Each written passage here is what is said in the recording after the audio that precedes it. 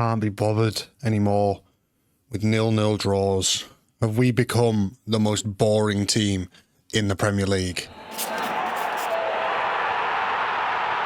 Right, this is just going to be a quick video again because I'm not going to try and make this into something it's not. This is basically the exact same as the Leeds video game where it's just insanely boring and there's not really that much to talk about. I'm really struggling to make a video out of this. So I've got my match reaction and there's a few moments of, you know, stuff to watch in there, and then I'll kind of break down the game afterwards. And yeah, but obviously I'm filming this after the game, so I've seen the game so far, but then I'm going to show you my kind of build up to before the game, the actual game, and then yeah, someone's actually won the giveaway this week as well. And then obviously we've got a game midweek against Bradford, so there'll be a little bit of a preview for the Bradford game, and there'll be another giveaway for that game. So make sure you subscribe and hit the bell, because also for after the Bradford game there will be another giveaway, because there's just games all the time at the moment. So yeah, subscribe, hit the bell so that you don't get to the video after the Bradford game too late, because you don't want to miss out on that giveaway, or you don't want to be too late to the video for the giveaway. And as I said a billion times, then you're left having to predict 6-5 Nick Pope. Also, whilst we're doing a little bit of housekeeping on the channel, there is also memberships if you do want to support the channel more. I feel like I really need it at the moment because these last few videos are not going to be getting any views whatsoever, because every game has just been so boring. I swear to God, if we have a 0-0 against Arsenal as well. So yeah, obviously that option is there if you do want to support the channel. Get a cool little badge against your name. There is a couple members that have already had their badge switch over to a new one to show that they've been supporting the channel for about a month now, and obviously every kind of like milestone that they hit, they get a new cooler badge. I'll list them all at the top. But yeah, obviously you don't have to do that. It's just obviously a way to support the channel even further, and I massively appreciate anyone that does. But yeah, anyway, let's just get into the match reaction. Roll the tape. Right, I said I wanted changes and we've got 7. So I can't really complain, although I did kind of say that we really need to win this game, so we can't afford to drop Bruno or Tonali, and we've dropped Bruno. I get it though. Like we need the squad rotation. We've got a lot of games. We need to make sure we don't get any of them, you know, key players injured. So this is a majorly important game. Like we've only won 1 in 13 or 14. So we need to be starting to get points on the board. Like we really, really need to win this game. And I said it again, I said in the preview, like, it's Bournemouth. Eddie Howe doesn't beat Bournemouth. So I'm just fucking praying. I am praying today is the day he finally beats Bournemouth. Like, Bournemouth have had a really good start to the season, and I think if we can get a win on the road at a team that are really, really on form at the moment, I think that'd just be a massive, massive kind of like statement and confidence boost to kind of say that, like, yes, we might not have got many points from the first few games, even though we've been playing well. But then, like, if we can get this result over the line, it'll be kind of that statement to say, look, right, now we're actually going to start getting these points on the board. I think it kind of puts all the doubts to the back of your mind that, you know, because we're starting to sort of worry at this point. As I say, like, 1 win in 13, including pre-season. Obviously, we shouldn't include pre-season. But yeah, it's a record that needs changing pretty quickly. We need to really quickly change that habit of drawing and losing every game. So if we can get this one, if we can finally get a win on the board, you know, we need a game where we're not just fully expected to win like Wolves. We need this game where, you know, it is a hard game. Bournemouth are on great form. We need a result. We really, really need a result today just to kind of put them doubts to the back of everyone's mind. You know what else would be massive if we win this game? The other thing that'd be massive is the fact that we're winning it whilst rotating the squad, because it kind of highlights the level of squad depth we have. Like, squad depth has been a major, major weakness for us for pretty much since the takeover. And it seems like the first time really where we can actually sort of have rotation and still actually have genuine quality on the pitch. Oh, fuck. Pope saves with the feet again. Can't kick it with his feet, but he's fucking incredible at saving it with his feet. Oh, God. No, for fuck's sake. Oh, flag. Offside. Oh, I bet it's not offside though, is it? Is he offside? Is he offside? Please be offside. Is it confirmed? Is it going to VAR? Oh, fuck's sake. Okay, good. Offside. Oh, semi-automated offside. Oh, that is so tight. It's nice to actually have the semi-automated offside now, though. Oh, Murphy. Very well played from Murphy. They gave the ball away, but then he chased it down and forced them to put it out of play. So, oh, no. Okay, they haven't put any pressure on Pope. It's okay. As soon as the ball gets passed back to Pope, no matter where the attacking players are pressing him, I still just worry. Malik Chow is so composed on the ball. Oh, Murphy! What's it called from Murphy? Oh, Bergkamp. Did a Bergkamp flick. Yeah, it's definitely not a handball. Sandro's hand is literally on his chest. Honestly, the commentators even sound fucking bored. Chat with Eddie Howe and he said, wow, fuck off, Isaac, you're a daft cunt now. La la la la la la la la la. La, la, la, la, la, la, la, la. Oh, Sunderland have a red card. Nice. I've got Morgan Rogers in my FPL. So hopefully he gets a hat-trick. Nice. Oh man, I'm getting so tired of just goalless games. I just, please, can we just win this? Like, score some goals and win. I feel like if Bruno comes on in the second half, that should probably be enough to change it. But just please, just a moment of quality. Please just let something happen in this second half. I genuinely found myself almost falling asleep in that first half. Oh, Willock! Burns just had to put out a fire there that Willock made. No. The commentators just said, you just wonder if Pope could keep possession there, play it out to his left back. No, the answer is no. Pope cannot keep possession and play out to his left back. The answer is categorically no, he can't do that. He just hoofed the ball forwards. That's what Nick Pope can do. You know what I'm finding really hard with this game? That obviously in the last game that I said I wanted to see Botman, Chow and Lewis Tino as the back four. But I think Burn might have genuinely been the best player. Like, as in, at least the best in defence. Like, he's just on the end of everything. And, like, I don't know. But then at the same time, Botman has so much composure, which Burn sort of doesn't really have. Burn's a really, really, really good defender. But, like, his actual composure on the ball isn't the best. And it's just like, I don't know, you just can't. I feel like you can't leave either of them out of the team. Willock just doesn't have anything anymore. He used to have at least pace, and he just don't even seem to have that. What's about a pen? How is it not a pen? You're just taking a 6-foot man down. I need to see a replay. This has got to be a pen. I couldn't really tell at the full speed. Oh, VAR's backed it up. I don't understand. Insufficient contact. I need to see the replay here. Show me this replay. He's pulling on his shirt. He's pulling on his shirt. What the fuck? He's literally ragging on his shirt in the box. Oh, fucking ref, man. He's literally just got hold of his... He can't get away to the ball. All he can... He's just literally got hold of his shirt. I reckon we're getting a fucking apology for that. That's fucking awful. Oh, Willock, man. Just take Willock off. He's offering absolutely fucking nothing. Get a Langer on the left side. Fuck off. There's really no chance that's a pen. Not after you've just got away with fucking ragging our striker down by his shirt. Oh. What the... Is it just do whatever the fuck you want to Voltamada and get away with it? Someone's just jumped on his shoulders. The Bournemouth defender there has just jumped on his shoulders and got away with it. He's on top of him again. Pope! Fucking Pope nearly left Chow in there. Fucking left him for dead there. No, there's no Chow does wrong there. Oh, nice. Oh, Matty Cash as well. I've got Matty Cash in my FPL. Buzzing. I don't understand how Eddie hasn't put Bruno on yet. Oh my god, that's an unreal goal from Matty Cash. No, Pope! Fucking hell. Oh, I can't be dealing with this fucking Pope shit. I honestly, I genuinely would just rather have Ramsdale in goal just so I don't get that level of stress every single time the ball is played back to the keeper.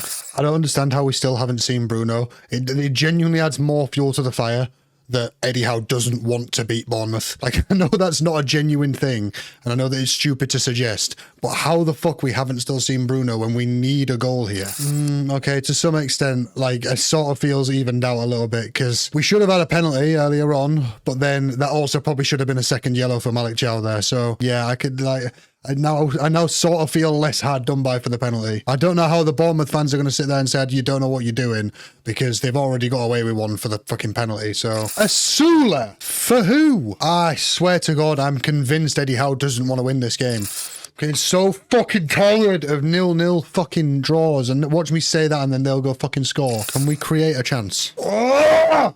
Fuck's sake, another 0-0 draw. Ugh. Why the fuck was Bruno not introduced in that game? I suppose a point on the road against a team that are doing as well as Bournemouth is a positive, but it's just hard to look at it as a positive when we're just every single fucking week, it's just draw, loss, draw, loss, draw, loss, draw, loss, draw, loss, draw, loss. Like, for me, a win against Wolves at home just isn't convincing me enough going forward. And we need to start scoring goals. Like, it's just, not even from a perspective of, like, wanting to get 3 points. It's just fucking boring to watch. I want to see goals. I don't know, maybe I'm just overreacting. As I said, a point away from home is good against a good team like Bournemouth are at the moment, but just getting fucking frustrated. Very frustrated. Right, so I've had a bit of time now to actually kind of compose myself after the game, and my thoughts really are, I'm still a bit frustrated that Bruno didn't come on. I understand that rotation is needed to protect him, and I kind of understand that because we don't have Jacob Ramsey, he is our only other kind of creative outlet. And if we were to risk him getting injured with Jacob Ramsey injured, like, that's almost guaranteed throwing away that Arsenal game. The problem being, though, that I aren't that confident with that Arsenal game anyway, because Arsenal have been playing really well. Like, I know that Eddie seems to have Mikel Arteta's number, but I don't know. I'll do more on that for the actual preview for the Arsenal game, so that'll be on the next video after the Bradford game. But yeah, it does just feel a little to me almost as if like Eddie Howe doesn't want to beat Bournemouth. Like, I know this is some kind of like conspiracy, and I'm not saying that is the case, because I don't think that is the case. Like, genuinely, if I am to think about it, I don't genuinely believe that. But like, it's just so strange because you never ever see Eddie Howe not trying everything he can to win games. Like, it's kind of been his downfall at times in that he's kept players playing too much. You know, he absolutely ran Trippier into the ground that time when there was a few games where he definitely should have just been rested. Like, Eddie Howe resting players and not trying to win games, like, you know, not trying everything he can to win games, it's just not very Eddie Howe-like. And like, I get that, you know, there's sort of the criticism there that he can't win either way, because we either criticize him when he doesn't rest the players, and now we're criticizing him when he does rest the players. But I think like what would have kind of been the middle ground here is, you know, at least the last like 20 minutes, bring on Bruno. Like, we're looking for a goal. It's quite an even game. We seem to have it quite defensively sound. I don't really feel like Miley was particularly offering that much defensively. So to take Miley out and then swap him with Bruno, who offers more going forward, I think would have been fine. And I just think that, you know, realistically could have been the difference between 3 points there. I think it was at least worth trying. And for the sake of like 20 minutes, like, you're not going to ruin Bruno's fitness with 20 minutes. And I think the thing that's going to frustrate me more than anything is if we see Bruno against Bradford, like, that almost, it feels like it almost confirms to me that Eddie just doesn't want to beat Bournemouth, because why rest Bruno against Bournemouth where we need him and then play him against Bradford when we don't? Like, obviously this is like all speculative. He might not play against Bradford. I hope he doesn't play against Bradford, because that's going to piss me off if he does. But yeah, like, I don't know. I'm trying not to be too negative, because I think that, you know, looking at it as a point away from home against Eddie Howe's bogey team, like, it's a good point, and you know, the way that Bournemouth have been playing, it's a very good point. But I'm still just like, I'm just starting to get very frustrated and lose a lot of confidence. Like, almost every game we've gone into since the takeover, I've kind of had a confidence or like a positivity element where I've kind of thought we could win this game. And I'm going into almost every game at the moment thinking, I don't see how we're going to win. Like, against Arsenal, I should be going into that confident, because, you know, we always seem to beat Arsenal at home. But I'm not confident for that one either. I wasn't confident for Bournemouth. And then obviously if we look at our games after Arsenal, we've got USG away. Again, it's an away fixture. Not particularly confident of that. Like, away in Europe, not confident. I look at Nottingham Forest at home. Like, I feel like I've got to be somewhat confident of that one. Then we've got Brighton away. Again, another bogey team, not confident, because for some reason we just seem to be going away and just giving these 0-0, absolutely like toothless performances. And then we've got Benfica at home and Fulham at home. And I do think we should probably win them games. But the worrying stat there is if that ends up being correct and we, you know, get to the end of October, so after 13 games, and those are the only wins that we've got, them, I think 4 wins. We have 4 wins in 13 games by the end of October. Like, that is not form that is ever going to be, you know, we won't be doing anything this season. We won't be getting Champions League. We won't be winning anything. Like, as I said, I really felt like we needed to be getting that win at Bournemouth, because it just completely shapes the way this season is starting to look. Like, I feel like now more than ever, this Arsenal game is very, very important that we win it. And it's Arsenal, but it's very worrying to be going into a game against Arsenal where if we don't win, it's really starting to look like our season is derailing. Like, I feel like pressure could really start to be on. And when I say pressure being on, like, Eddie Howe's got way too much in the bank for like actually people to be calling for his head. Like, I'm not saying that, but it really does feel like the pressure is starting to mount on, like, this season could be an absolute nightmare. Obviously, it's too early days to say that it is going to be a nightmare, but it's just, things just really aren't looking great, and it's just very worrying. Like, as I said, this is the first time since the takeover where I'm just going into every game and I'm just not confident. For the past 3 or 4 years, I went into pretty much every game thinking we can win this, we can win this, we can win anyone on our day. Whereas now I'm like, how do we win? Like, the sheer lack of quality chances that we create is just really, really worrying. And like, even when Gordon comes back, that doesn't really change anything, because Gordon's been crap for a while. Like, it just worries me a lot. Like, where are the goals going to come from? Like, we've been through periods like this before where we go through, you know, kind of barren spells, but I don't know, maybe when Wissa comes back, I don't really know. It's just, I'm really not confident going forward for the next few weeks. And that feels really weird for me to say, because as most people know, since I started this channel, everything has been about positivity. Like everything has been about trying to keep everyone's head on like a positive kind of mindset. And I'm just looking at the way that we're playing at the moment, and like, it's not that we're playing badly, but we don't look like we can break down anyone, like anyone at all. Like we just look that little bit short in every game, whether it's the big teams, whether it's the teams that, you know, sit back and we need to break down. We just look just a little bit short on everything. You know, the games that I think in the past would have been wins are turning into draws. And granted, the games that were also probably going to be losses have been turning into draws. But like, if you only get draws for the entire season, you're not gonna achieve anything. You know, like, yeah, we'll get the wins against the Wolves and the stuff like that we should be almost guaranteed beating. But if we keep up this kind of form for the rest of the season, we're going to finish the season on like, you know, 55, maybe 60 points or something like that. Like, we're not achieving anything with 60 points. Like, for reference, last season, 60 points would have had us in 9th. And the way that we're playing at the moment, the results that we're getting at the moment, 60 points would be good. Now, having said that, obviously that was all very negative, but there is a level of negativity that I don't particularly like to see, and that's the negativity of everyone calling out Lewis Miley. Like, I've seen it from Geordie Josh. You know, there's been a lot of fans piling on top of Lewis Miley after that game, and like, I'm not particularly against calling out a player when they have a bad game. So like, if Lewis Miley had a really bad game, 100% it would be fair, but I just don't think he did have that bad of a game.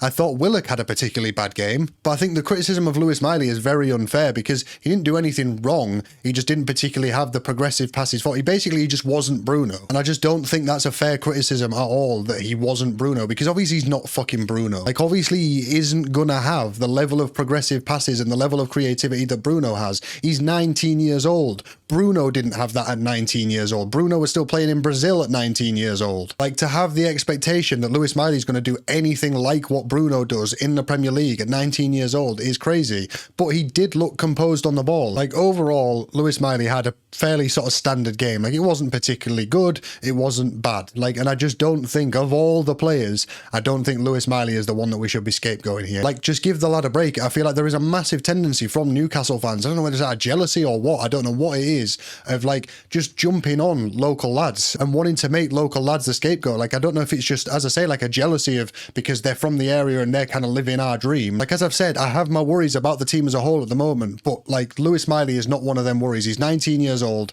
Let's just fucking lay off him, yeah? Anyway, in terms of positives for the game, I think it was really good to see Botman and Chow playing together. I think they did look really good together. Chow, although he probably should have had a red card, I do think he had a very good game. Botman looked kind of back to his proper self, which is good to see. Genuinely, like, the first time in probably about 2 years we've seen Botman really looking like his proper self. I think it was good to see Lewis Hall. I've seen some criticism of Lewis Hall's game, and although he did give the ball away a fair bit, I still think he had quite a good game overall. Like, considering, you know, his kind of point that he is in being introduced back into the team, like, he's still got a lot of work to do to be kind of back at his sort of best level, but I still think he offered, you know, a lot of quality. And I think in comparison to how Trippier has been the past few games, like, Trippier got absolutely ran ragged against Barcelona. Again, it's another player where I think the criticism being levelled at him is just not right. Again, he's very young. Also, as I said, he's just back from injury. He's been kind of integrated back into the team, and for where he is in that journey of being integrated back in, I thought he played really well. And then before we move on to the Bradford game, the last thing that I want to talk about is the sort of last change that I kind of mentioned in the game where we brought Asula on. And as I said at the time, I thought we should have brought Bruno on, and I still believe we should have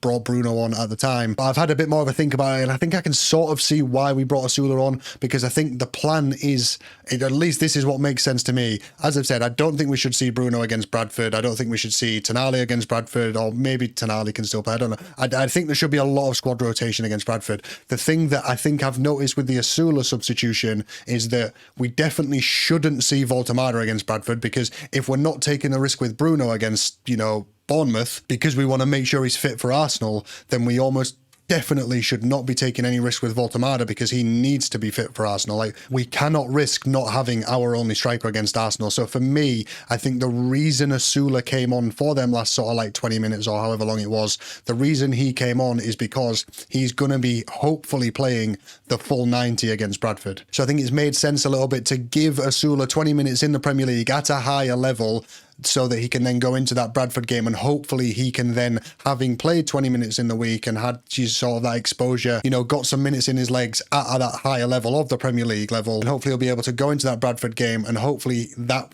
will be all we'll need. We won't need to sub on Voltemada, and then we don't have to take any risk with Voltemada, and then he will be completely fresh, hopefully, for the Arsenal game. That's at least what I'm hoping is the thinking there. But I think realistically, in hindsight, and obviously hindsight is 2020, but in hindsight, I think that the way to have played that game, which is kind of what I said in the preview, would be to have not dropped Tonali and Bruno, which obviously we didn't drop Tonali, but not dropping Bruno. So play Tonali and Bruno against Bournemouth.